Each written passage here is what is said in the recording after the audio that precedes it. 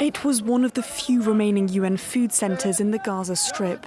The UN Agency for Palestinian Refugees says the Israeli military targeted its aid warehouse in Rafah, killing one of its staff and several others. It's an UNRWA centre. It's meant to be safe. Some came to work, to distribute aid to the people in need of food during the holy month of Ramadan.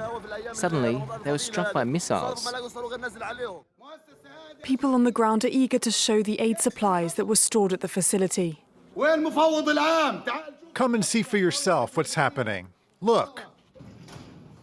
The UN agency has been accused by Israeli officials of shielding, if not helping, Hamas, and a number of nations, including the US, have pulled their funding from the agency. The UN has launched an independent investigation into the allegations.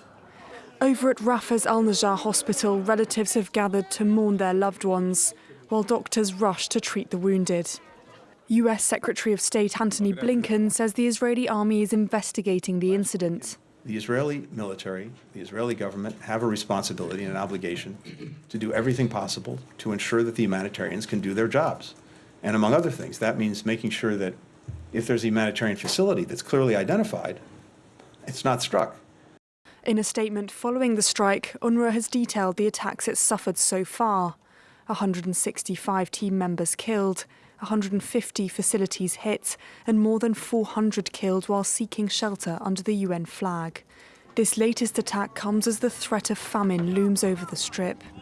A ship carrying almost 200 tons of aid is on its way to Gaza from Cyprus, with hopes the new maritime corridor will mean more food can be delivered to Gazans, as Israeli checks have slowed the flow of trucks from Egypt.